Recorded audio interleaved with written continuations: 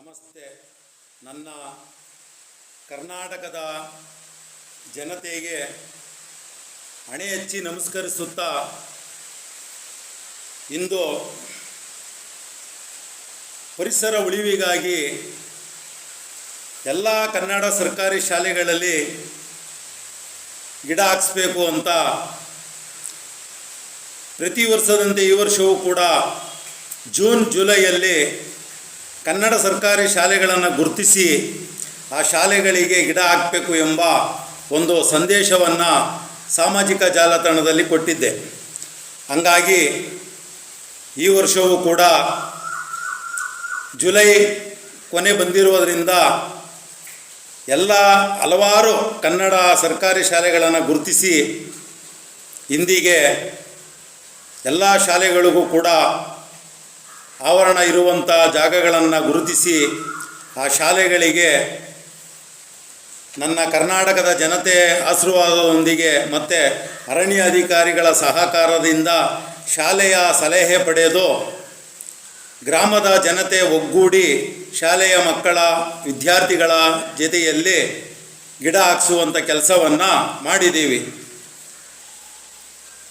ಶಾಲೆಗಳಿಗೆ ಗಿಡ ಹಾಕಿಸ್ಬೇಕು ಅನ್ನೋದು ಏನಕ್ಕಪ್ಪ ಅಂದರೆ, ಶಾಲೆ ಒಳಗೆ ಗಿಡ ಹಾಕ್ಸಿದ್ರೆ ಗಿಡಗಳು ಹೋಗಲ್ಲ. ಯಾಕೆಂದರೆ ಶಾಲೆ ಶಿಕ್ಷಕರು ಇರ್ತಾರೆ, ಮಕ್ಕಳಿಗೆ ಜಾಗೃತಿ ಮೂಡಿಸ್ತಾರೆ, ಗಿಡಕ್ಕೆ ನೀರು ಹಾಕಿಸ್ತಾರೆ. ಅದೊಂದು ಉದ್ದೇಶವನ್ನು ಇಟ್ಕೊಂಡು ಶಾಲೆಗಳಲ್ಲಿ ಗಿಡ ಹಾಕ್ಸಿದ್ರೆ ಗಿಡ ಉಳಿತವೆ ಅನ್ನೋ ಒಂದು ಕಾರಣಕ್ಕಾಗಿ ಶಾಲೆಗಳನ್ನ ಗುರುತಿಸಿ ಗಿಡ ಹಾಕ್ಸುವಂಥದ್ದು.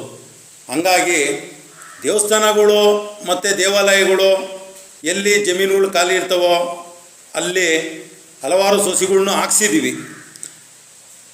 ಶಾಲೆ ಉದ್ದೇಶ ಏನಪ್ಪ ಅಂದರೆ, ಮಕ್ಕಳಿಗೆ ಆಮ್ಲಜನಕ ದೊರೆಯುವುದಕ್ಕಾಗಿ ಮತ್ತು ಉಸಿರಾಟದ ಯಾವುದೇ ತೊಂದರೆ ಆಗಬಾರ್ದು ಅನ್ನೋ ಉದ್ದೇಶಕ್ಕೋಸ್ಕರ ಶಾಲೆ ಆವರಣದಲ್ಲಿ ಗಿಡ ಹಾಕಿಸುವಂಥ ಪ್ರಯತ್ನವನ್ನು ಈ 2 ತಿಂಗಳಲ್ಲಿ ಹಲವಾರು ಶಾಲೆಗಳನ್ನು ಗುರುತಿಸಿ ಶಾಲೆಗೆ ಗಿಡ ಹಾಕಿದ್ದೀವಿ.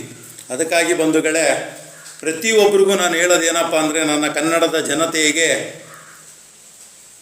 ಈ ಪರಿಸರವನ್ನು ಸಂರಕ್ಷಣೆ ಮಾಡುವಂಥದ್ದು, ಪ್ರಾಣಿ ಪಕ್ಷಿಗಳನ್ನ ಸಂರಕ್ಷಣೆ ಮಾಡುವಂಥದ್ದು, ಈ ಅನಾಥರುಗಳ್ನ ಅಂದರೆ ನಿರಾಶ್ರಿತರುಗಳ್ನ, ಅಂಗವಿಕಲರನ್ನ ಕಂಡಾಗ ನಿಮ್ಮ ಕೈಲಿ ಏನಾಗುತ್ತೋ ಅದೊಂದು ಸೇವೆಯನ್ನು ಮಾಡಿ.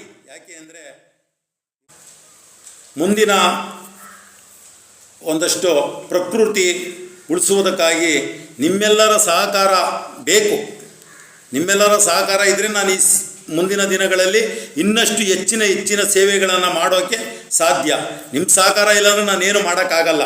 ಹಾಗಾಗಿ ಇವತ್ತು 2 ತಿಂಗಳು ನಾನು ಜೂನ್ ಜುಲೈಯಲ್ಲಿ ಶಾಲೆಗೆ ಗಿಡ ಹಾಕೋಕ್ಕೆ ಅಂತ ಹೊಂಟಾಗ ನನಗೆ ಸಹಕಾರ ಕೊಟ್ಟಂಥ ನನ್ನ ಎಲ್ಲ ಅಣ್ಣ ತಮ್ಮಂದಿರಿಗೂ, ಅಕ್ಕ ತಂಗಿಯರಿಗೂ, ನನ್ನ ಬಂಧು ಬಾಂಧವರಿಗೂ, ಕರ್ನಾಟಕದ ಜನತೆಗೂ ಕೂಡ ಹಣೆ ಹಚ್ಚಿ ನಮಸ್ಕರಿಸುತ್ತಾ,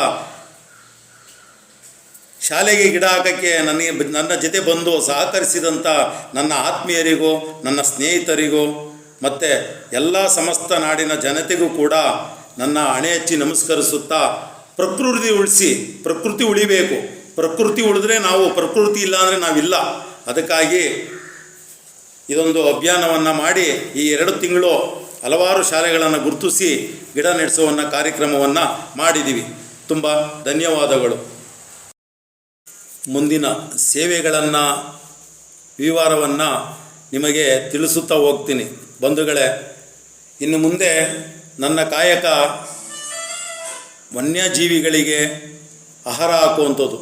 ದಿನನಿತ್ಯ ಸಾಮಾಜಿಕ ಜಾಲತಾಣದಲ್ಲಿ ನೋಡ್ತಾ ಇರ್ತೀರ.